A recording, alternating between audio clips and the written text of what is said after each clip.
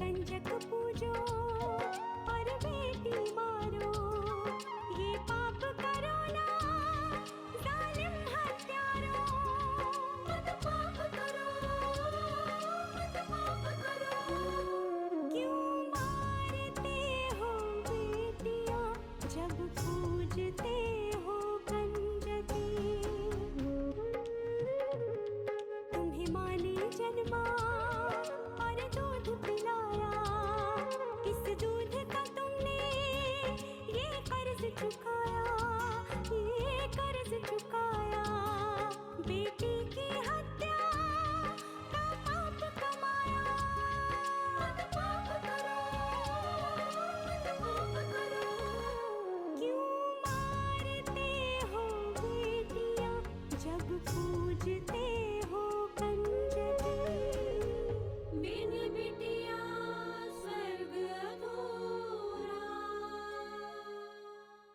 कुछ भी बोलने से पहले एक बात ध्यान रखना कि मैं सिर्फ और सिर्फ सच सुनना चाहता हूँ। हम माँ से पूछते हैं सजा क्यों दी? मैं अंदर नहीं चलूंगी। लेकिन क्यों? उन्होंने कहा जब तक मैं ना हूँ तब तक तुम खेलना भी मत यार। जितना तेवर दिखाना है ना नंदिनी जी, अपना मायका में दिखा लीजिए। कहाँ से कि खाली बाकी 2 दिन की बात है।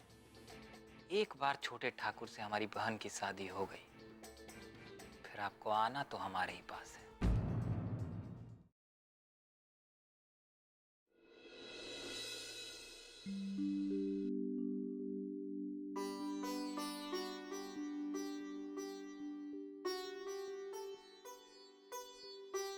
बाबूजी, हाँ बोलो। आप कुछ काम कर रहे हैं तो मैं बाद में आती हूँ। नहीं नहीं, ऐसा कोई जरूरी काम नहीं है। लो फाइल बंद कर दे। वो मुझे आपसे कुछ बात करनी थी। पहले बैठो।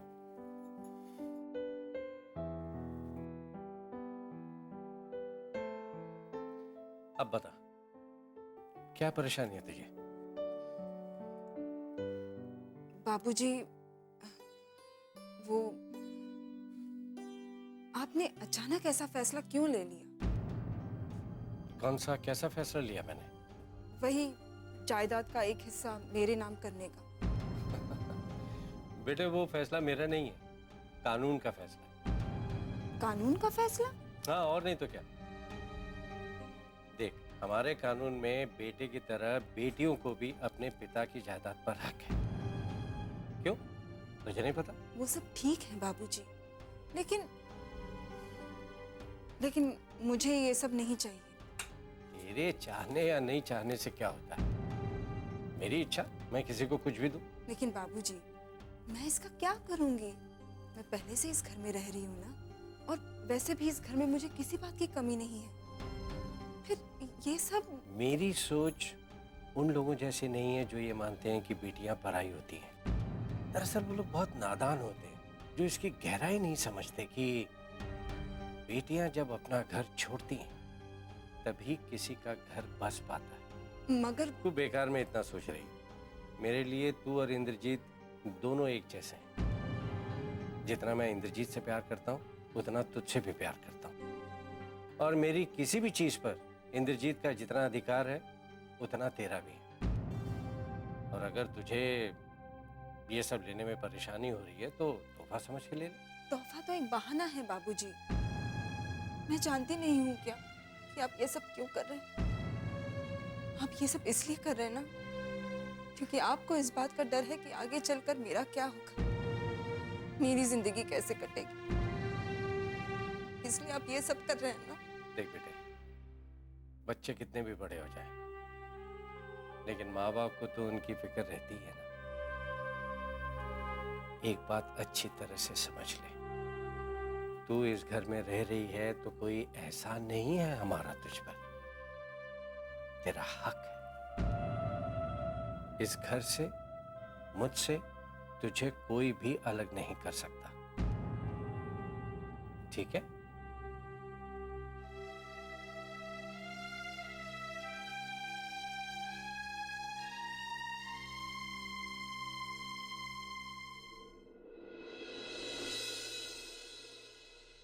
एक मिनट विशाल, मैं अपना पर्स लेना भूल गई। तुम भी ना हमेशा जल्दी करो। बस अभी लेकर आती हूँ। अरे विशाल बेटा, कहीं जा रहे हो? डॉक्टर के पास। राम जी भला करे, तबीयत तो ठीक है ना तुम्हारी? मैं तो ठीक हूँ। वो सुशीला भी जा रही है तुम्हारे साथ? किसी को तो दिखाने जा रहे हैं ना, वो रूटीन चेकअप के लिए। अच्छा अच्छा, हाँ जरूर होके आओ। और अनु, उसे नहीं ले जा रहे साथ में? वही तो मैं कह रही हूँ माँ जी, पर ये मना कर रहे हैं। अरे मना कहाँ कर रहा हूँ, मैं सिर्फ इतना कह रहा हूँ उसे उठाएंगे, तैयार करेंगे, नाश्ता पानी करने में देर हो जाएगी, तब तक तो हम लौट आएंगे ना माँ। अरे बहू विशाल सही कह रहा है, बेकार में उसे उठाकर उसकी नींद खराब करने का क्या फायदा? हाँ, वैसे भी 2-3 घंटे में तुम लोग वापस आ ही जाओगे। राम जी भला करे, तब तक मैं संभाल लूंगी उसे, तुम लोग जाओ। चल आता हूँ। हाँ आते हैं। अनु बिटिया, ये मौका अच्छा है तुझे तेरी माँ के खिलाफ भड़काने के लिए, और ये मौका मैं हाथ से जाने नहीं देने वाली। हाँ, राम जी भला करें।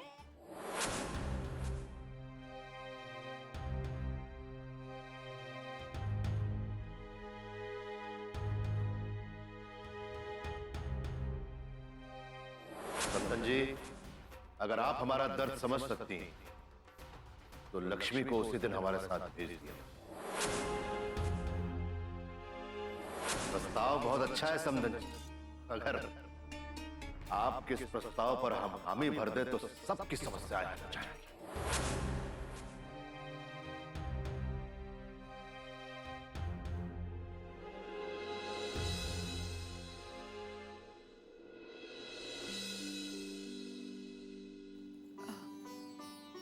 माँ, हाँ क्या कर रही हो? इंद्रजीत को मेरे हाथ की नारियल की चटनी बहुत पसंद है ना, वही बना रही हूँ। लाइए मैं आपकी मदद कर देती हूँ। उसकी कोई जरूरत नहीं, मैं कर लूंगी। तुम्हें कुछ चाहिए? माँ, वो मुझे आपसे कुछ बात करनी थी। क्या बात? हाँ, बाबूजी ऐसा क्यों कर रहे हैं? आप उन्हें समझाइए ना। बिन बिटिया स्वर्ग अधूरा।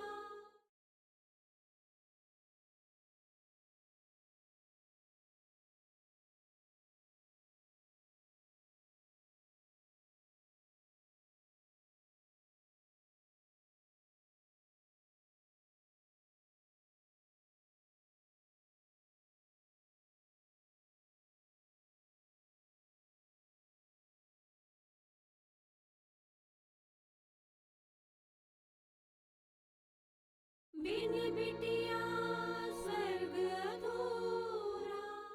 माँ, वो मुझे आपसे कुछ बात करनी थी। क्या बात? हाँ, बाबूजी ऐसा क्यों कर रहे हैं? आप उन्हें समझाइए ना। किस बात के लिए? वो बाबूजी ने कहा ना कि वो मेरे नाम जायदाद का कुछ हिस्सा कर रहे हैं ना, उस बारे में। तो अब इसमें मैं क्या कर सकती हूँ? माँ, आप उनसे कहिए ना कि वो ऐसा ना करे, मुझे इसकी जरूरत नहीं है। देखो लक्ष्मी, ये सब बातें अगर तुम ही कहो ना अपने बाबूजी से तो अच्छा हो। मैंने उनसे कहा माँ, लेकिन वो मेरी बात ही नहीं मान रहे हैं। जब तुम्हारी बात नहीं मान रहे तो मेरी कहाँ सुनेंगे? आपकी सुनेंगे माँ, आप एक बार उनसे कहकर तो देखिए। अगर मेरी सुनते ना तो तुम्हें कब का तुम्हारे घर भेज दिया होता।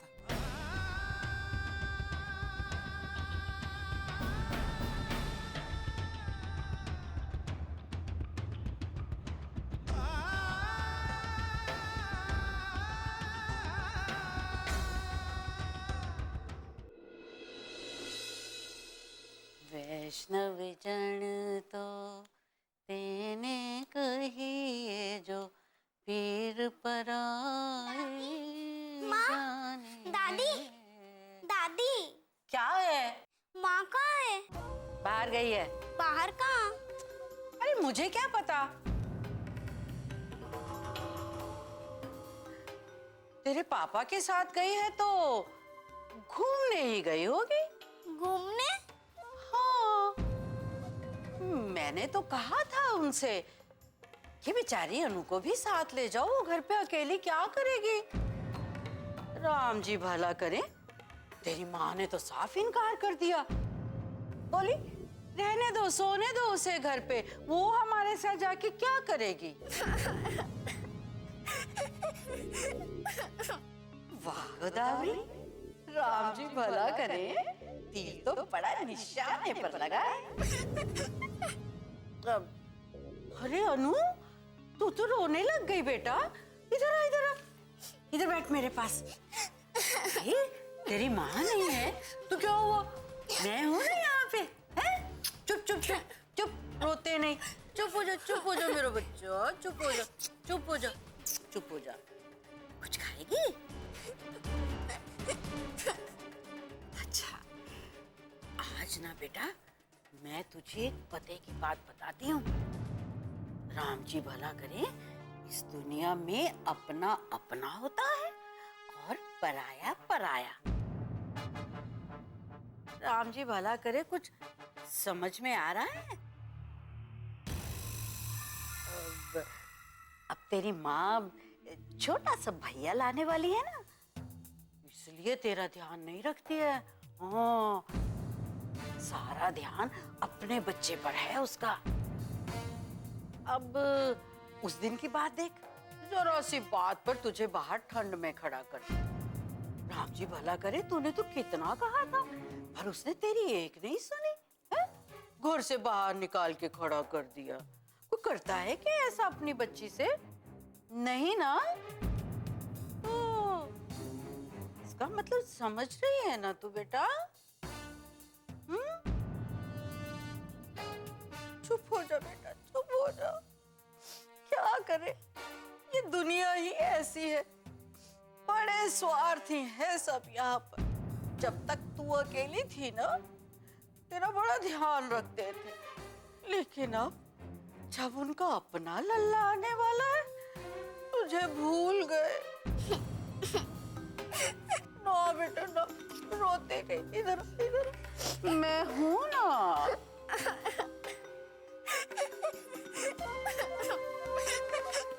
क्या बात है गोदावरी, राम जी भला करे, तूने तो आज अनु को बड़ा अच्छा पाठ पढ़ा दिया। अब देखना ये है कि इस पाठ का असर क्या होता है। बिन बिटिया स्वर्ग अधूरा।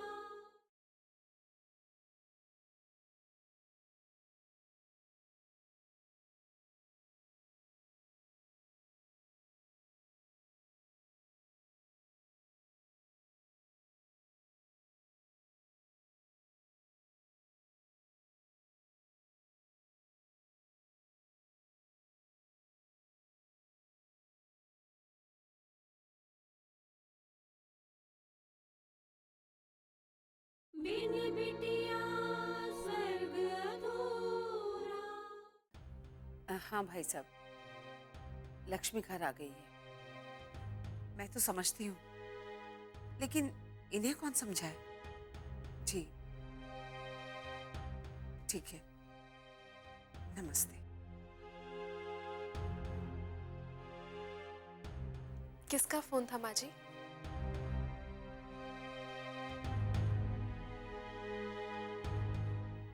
इंद्रजीत के मामा जी का।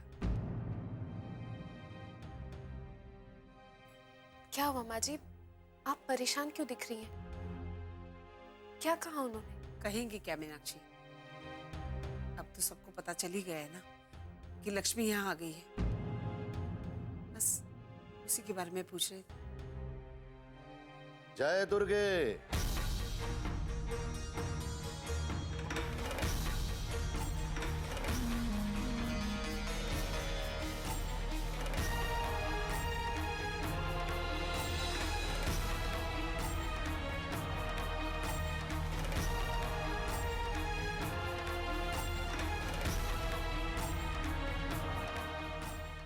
क्या बात, आप तो हमें देखकर चौंक गई।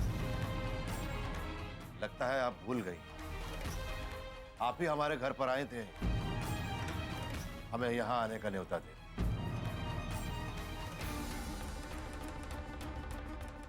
समधन जी, आपके जाने के बाद हमने आपके प्रस्ताव के बारे में बड़ी गहराई से सोचा। हम इस नतीजे पर पहुंचे कि आपकी बात में काफी दम है। इसलिए हम लक्ष्मी को लिवाने आ गए। अरे आप बैठिए ना। मीनाक्षी, समधी जी के लिए चाय नाश्ता लेके आओ। अरे नहीं नहीं समधन जी, इस आवभगत की कोई जरूरत नहीं। हम समझ सकते हैं, आप बस लक्ष्मी को बुला दीजिए। हाँ, लक्ष्मी, बेटा लक्ष्मी। ये ठाकुर विजयराज सिंह कहीं दिखाई नहीं दे रहे। वो जरा बाहर गए हैं। ये लक्ष्मी अभी तक क्यों नहीं आई? मीनाक्षी, जाओ तुम बुला के ले आओ।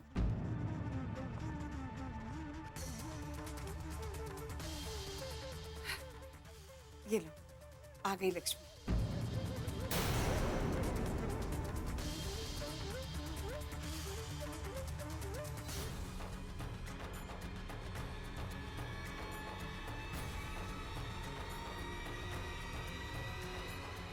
लक्ष्मी बेटा, समधी जी तुम्हें सम्मान के साथ लिवाने आए हैं।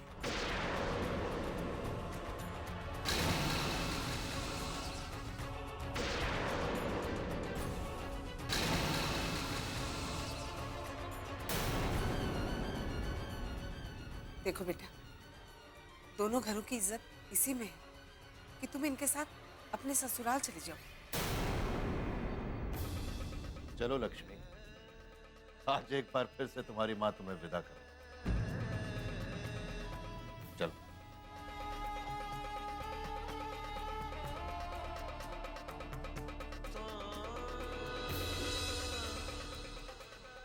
ऐसे क्या देख रही हो लक्ष्मी? जाओ बेटा। माँ, आप ये क्या कर रही हैं? तुम चुप करो पल्लवी, मुझे पता है मैं क्या कर रही हूँ। माँ, लेकिन बाबूजी ने कहा था कि लक्ष्मी दीदी आप यहीं पर रहेंगी। फिर आप ये सब। पल्लवी, मैं तुम्हारे बाबूजी की तरह समाज और बिरादरी को नजरअंदाज नहीं कर सकती। अरे बड़े बुजुर्ग कोई असूल बना गए हैं तो कुछ सोच समझ कर नहीं बनाए होंगे ना। उन्हें ना मानना कहाँ की समझदारी है? माँ, आप ये बिल्कुल ठीक नहीं कर रही हैं। भाभी, आप समझाइए ना माँ को। बड़ों के बीच मैं क्या बोलूं? ये हमसे बड़ी है, ये ज्यादा समझती है कि क्या सही है और क्या गलत। लक्ष्मी, तुम ऐसा बिल्कुल मत समझना कि मैं तुम्हारे साथ कोई अन्याय कर रही हूँ। बेटा, मैं तो बस वही कर रही हूँ जो एक घर के बड़े को करना चाहिए।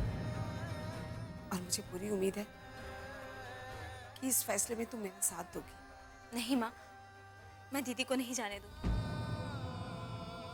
और अभी तो बाबूजी भी घर पर नहीं है, और अब बाबूजी के पीठ पीछे दीदी को कैसे भेज सकती हैं? मैं अभी बाबूजी को फोन करती हूँ। रुक जाओ पल्लवी, एक कदम भी आगे मत बढ़ाना। तुम अभी छोटी हो और ऐसे मामलों में तुम्हें बीच में नहीं बोलना चाहिए। देखो बेटा, तुम्हारी माँ बिल्कुल सही कह रही है। बड़ों के बीच में छोटों को नहीं बोलना चाहिए। मैं अब छोटी बच्ची नहीं हूँ ठाकुर साहब, अब मैं बड़ी हो गई और मेरे अंदर इतनी समझ है कि यहाँ पर क्या सही हो रहा है और क्या गलत। पल्लवी, ये किस तरह से बात कर रही हो तुम समधी जी के साथ? यही संस्कार दिए हमने तुम्हें? बड़ों से बहस करना, उनसे जबान लड़ाना? जाओ अपने कमरे में जाओ। लक्ष्मी को जाना है या रहना है ये हम तय करेंगे। कौन क्या तय कर लेगा भाई?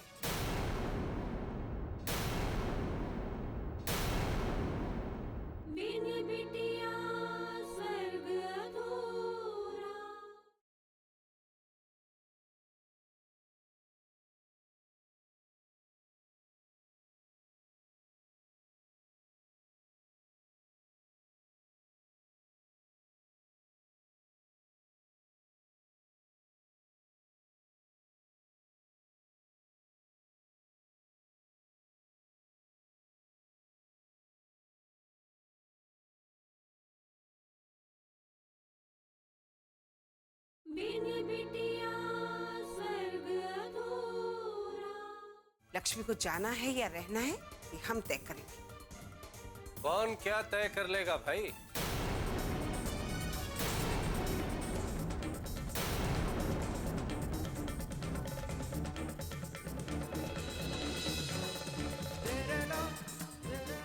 अरे भाई, क्या खिचड़ी पक रही है तुम लोगों में? कोई कुछ बताएगा मुझे?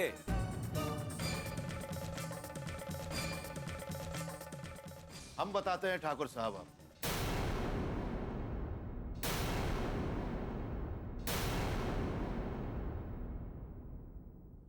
ठाकुर मान सिंह? हाँ, हम। आप शायद समझ रहे होंगे कि उस दिन की धमकियों के बाद भी हम यहां कैसे चले आए। तो आपकी जानकारी के लिए हम आपको बता दें कि पहली बात तो हम धमकियों से डरते नहीं, और दूसरी बात, हम यहां खुद नहीं आए, आपकी ठकुराई यानी हमारी समधन जी ने हमारे घर पर हमें यहां आने का न्योता दिया था। आप चाहे तो खुद पूछ सकते हैं। बाबूजी, ये लक्ष्मी दीदी को अपने साथ ले जाने आए।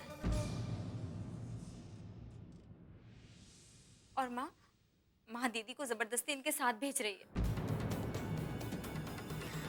ठाकुर साहब, लगता है माँ को कोई गलतफहमी हो गई थी। आपने बेकार में ही आने का कष्ट किया। दीदी कहीं नहीं जाएगी। और आप जा सकते हैं। ठाकुर मान सिंह तुम लोगों के हाथ की कठपुतली नहीं है, जो जब चाहे बुला लिया और जब चाहे भेज दिया। हम यहां पर समधन जी के कहने पर लक्ष्मी को लिवाने आए, और इस बार निश्चित लक्ष्मी को लेकर जाएंगे। ठाकुर मान सिंह, लक्ष्मी यहां से नहीं जाएगी। और एक बार फिर आपको चेतावनी देता हूं, यहां से चले जाइए वरना। ठाकुर विजय राज सिंह, आपके दिल में यह डर है कि शायद हम लक्ष्मी को यहां से ले जाने के बाद उसे जान से मार दें। आप निश्चिंत रहें, ऐसा कुछ भी नहीं होगा। हमने समधन जी से वादा किया, और समधन जी ने हमसे वादा किया कि लक्ष्मी की होने वाली बेटी को वो रखेगी और लक्ष्मी को हम। मेरी एक बेटी की वजह से मेरे बाकी बच्चे दुख पाए, कि मैं देख नहीं सकती। तुम्हारा बाप अभी जिंदा है लक्ष्मी, और किसी में इतनी हिम्मत नहीं जो तुम्हें यहाँ से ले जा सके। यहां से जाने का फैसला खुद लक्ष्मी का है। राजेंद्र और उसके घर वाले मेरे बारे में सब जान गए। पता नहीं वो मेरे साथ क्या सुलूक करेंगे। अरे जो भी करेंगे पर तेरे बाबूजी के जुल्मों से कम ही होगा।